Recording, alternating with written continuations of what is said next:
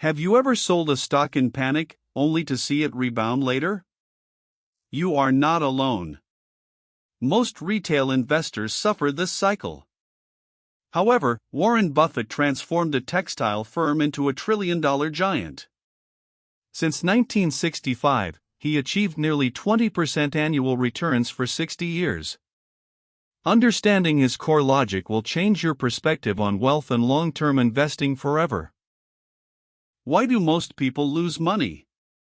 They follow news, YouTube trends, or friend recommendations. But news is a lagging indicator. By the time a reporter writes about a stock's rise, the big gains are usually over. You end up chasing what others have already finished earning. Buffett does the opposite, buying when the public is indifferent or terrified. In 2008, during the global financial crisis, the world was selling in a panic. Everyone thought Buffett was crazy for investing in Goldman Sachs. But he looks at the company, not the stock price. He asks, is this business profitable? Will it survive 10 years? If the business is sound, a price drop is just a lucky buying opportunity. Standard 1, is the company making money efficiently? Buffett checks ROE, or return on equity. Imagine opening a local burger joint for $1 million. If you earn $150,000 in 1 year, your ROE is 15%. Consistently maintaining an ROE above 15% suggests the business has a unique advantage that competitors find very difficult to replicate or destroy. Why doesn't competition crush these profits? It is because of the economic moat. Coca-Cola is the perfect example. Despite Pepsi's efforts, many consumers strictly choose Coke because the brand and taste are deeply ingrained in their hearts.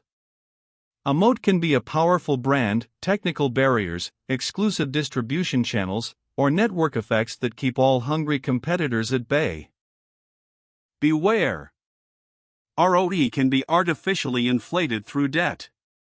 Using the burger joint example, if you invest $100,000 but borrow $400,000 to build a bigger shop, your total capital is $500,000.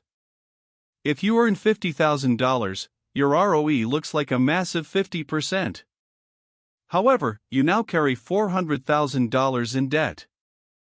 High leverage creates a beautiful number but hides a very dangerous reality. High debt is fine when times are good. But when the economy slows, revenue drops while interest payments stay the same. During COVID-19, many over-leveraged restaurants collapsed for this exact reason. Always check the debt-to-equity ratio alongside ROE. Companies like Apple maintain healthy debt structures.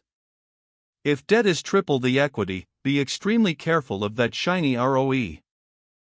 Standard 2, is the current price reasonable? Even a great company is a bad investment if you pay too much. The P/E ratio, or price to earnings, tells you how many years it takes to recoup your investment. If a stock is $100 and earns $10 annually, the P/E is 10. Generally, a lower P/E means the stock is cheaper, but there are traps. A P/E of 3 looks like a bargain, but look closer.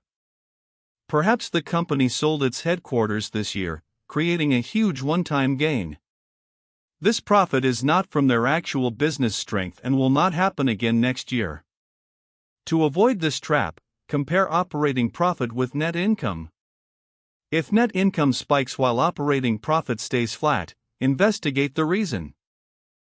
The P/B ratio, or price to book, measures the price against the company's assets.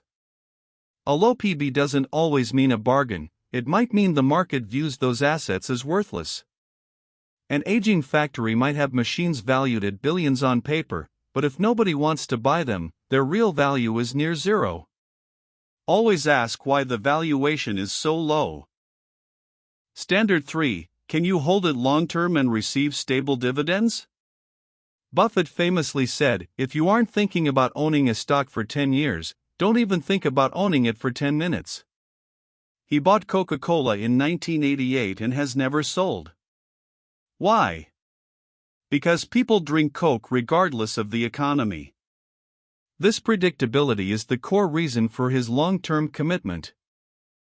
Dividends are vital for long-term investors. They provide cash flow without needing to sell your shares. When a company consistently increases its dividend over decades, the effect of compounding becomes incredible. Your initial yield might be 3%, but 20 years later, based on your original cost, the yield could be massive. Time turns steady payouts into a powerful engine for wealth. However, a high dividend yield can be a trap. If the stock price crashes by half, the yield looks high even if the business is failing. Look for three things: at least 5 years of stable payments, a growing dividend amount, and a reasonable payout ratio. If a company earns $1 billion but pays out $1.2 billion, that is unsustainable and very risky. Even with great numbers, check the industry's future. Investing in a declining industry is a slow suicide. In the 1990s, Kodak had amazing ROE and stable dividends. It looked perfect on paper. But digital cameras destroyed the film market. Ironically, Kodak engineers invented the digital camera prototype in 1975, but management suppressed it to protect their film business. In USA 2026, this logic still applies. Traditional internal combustion parts suppliers face huge risks as the EV era accelerates. Engines and transmissions simply aren't needed in electric cars.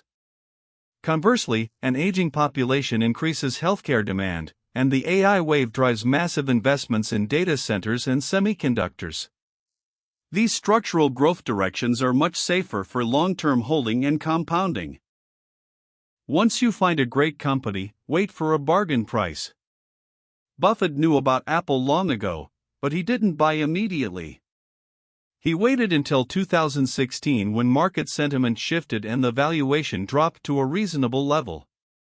Patience is a critical part of investing. Sitting on cash while waiting for the right price is not doing nothing, it is being disciplined. If the stock drops after you buy, don't run. First, determine if the company is failing or if the whole market is falling. If the business fundamentals remain strong, a market-wide panic is actually a rare opportunity to buy more. Buffett's advice to be greedy when others are fearful is not a cliché. It is a specific philosophy that requires deep research to execute.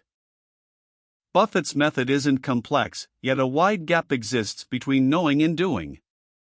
Emotions like greed, haste, and fear drive investors to buy high and sell low. To overcome this, you must truly understand the companies you own.